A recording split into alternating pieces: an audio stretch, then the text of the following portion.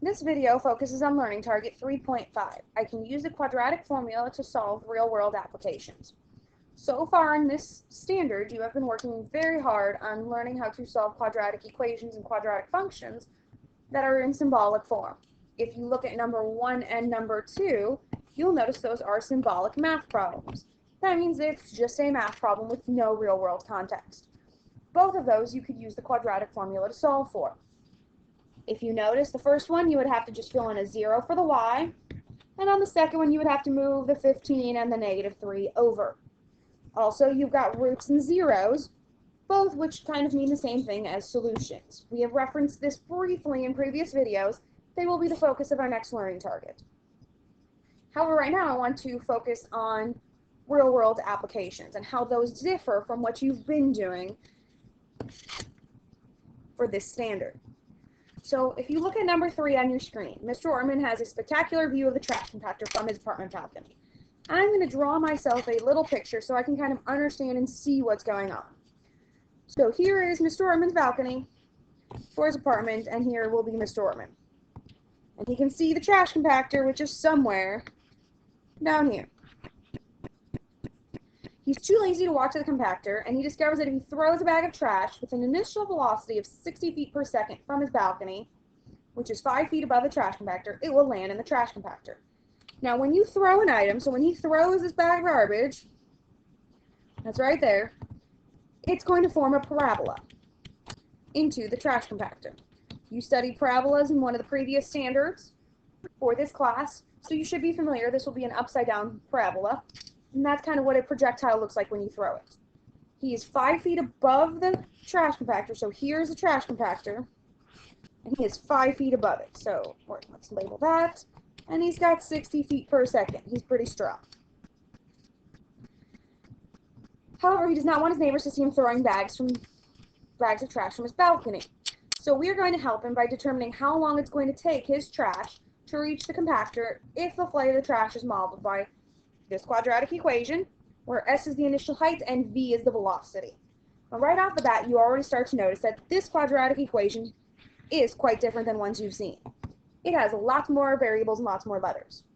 If you notice, there is no x, there is a t. A t stands for time. That is our variable.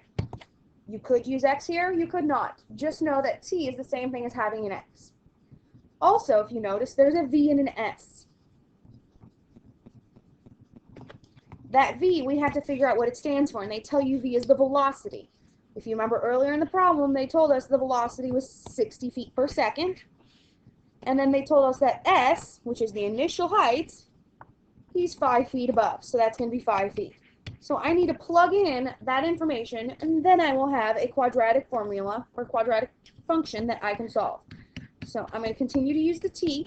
If you prefer to use an x, go ahead. Negative 16t squared plus 60t plus 5. Now, this is already a quadratic function, and before I can use the quadratic formula, I need to have it set equal to 0. Now, because we did the trash compactor as him being 5 feet above the trash compactor, we're going to use the trash compactor as height 0. So instead of that h of t, we can put in a 0 because that's the height of the trash compactor. We're trying to get to the top of that trash compactor. Now we can use the quadratic formula because our equation is set equal to 0. So I'm going to set up my quadratic formula as you have in the past. So my negative b plus or minus b squared minus 4 times a times c, and then 2 times negative 16. So that's what you've been doing so far this standard. I'm now just going to go on and solve it as normal. I'm going to simplify my discriminant first, just so I can take this in baby steps. If I plug in my discriminant, which is the part under the square root, I'm going to get 3,920.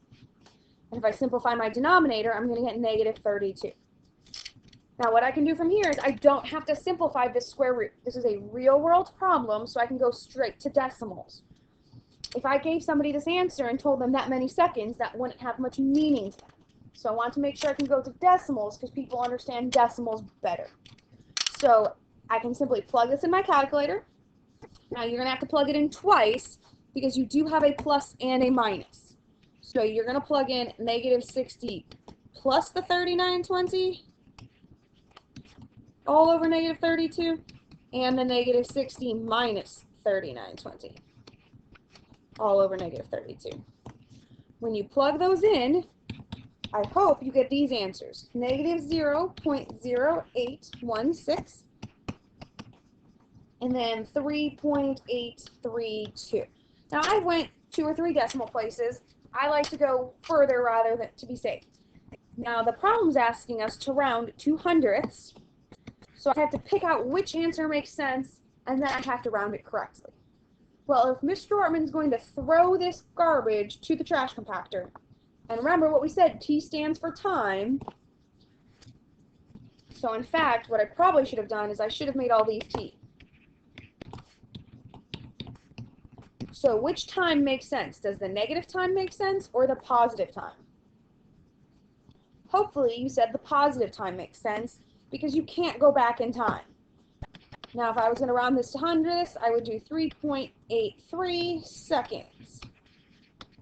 Now if I say that to somebody, somebody has a sense of what 3.83 seconds is. They do not have a sense of negative 60 plus or minus the square root of 3920 all over negative 32 seconds. That means nothing to them. That is why we go into decimals for real-world applications. Plus we want an approximation, and approximation is okay. So this is an application that deals with a projectile. We had to fill in some information. We set our height equal to 0. We used our quadratic formula as you have been practicing, and we just ignored the negative answer. In this case, there's a negative answer and it doesn't work. That won't always be the case. We have to look at each problem individually.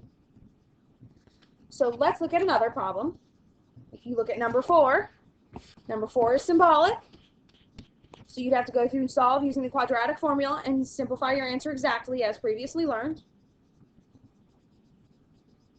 Now number 5, now this is very similar to the Mr. Ortman problem, but it looks a lot shorter. It just doesn't have as much information. So they're telling you the height above the ground of an object thrown upward from an initial height of s feet with an initial velocity of v feet per second is modeled by, here's that equation again, just like last time. So that's just telling you the generic situation. Now they're specifically saying a toy rocket is launched off a 5-foot-high platform with an initial velocity, upward velocity of 100 feet per second. Determine how long the rocket will remain in the air. So my rocket is 5 feet off the air. For whatever reason, my rocket is 5 feet in the air. And I'm going to launch it upward. And I want to know how long it's going to remain in the air.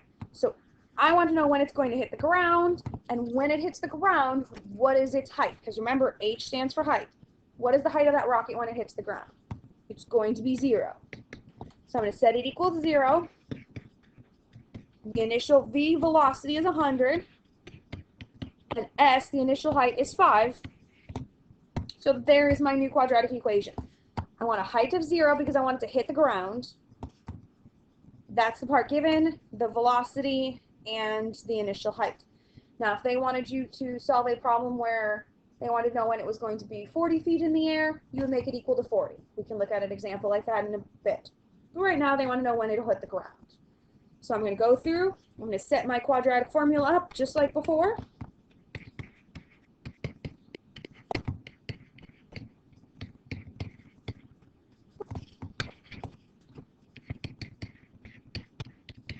Hopefully, this is becoming fairly routine for you.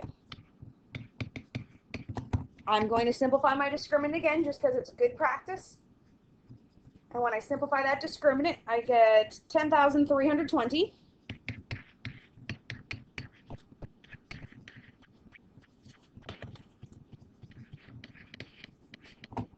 All over negative 32. And again, I don't have to simplify the square root. It is a real-world problem. So I can go ahead and type this in my calculator and get my 2 answers. The first answer I'm going to get is negative 0.0496 And the other answer I'm going to get is 6.2993. Now I'm going to go back and reread my problem before I pick out my answer. I'm going to reread the question. They want to know how long the rocket will remain in the air. Well, remember, all this equals time, so I'm going to look at the positive number because I don't want to go negative. I don't want to go backwards in time. And they do not tell me what to round to, so it does not matter what I round to in this problem. So I'm going to say it's going to be approximately 6.3 seconds. Now, if they told you to round to hundredths, you'd want to put 6.30, or if they told you to round to thousandths, it would be different. So always go back and reread the question to see what they want you to round to and make sure you answered the question. So I have a height of 0 because that's on the ground. I set up my quadratic formula, and I picked the positive because the negative doesn't apply here. And I picked approximately 6.3 seconds.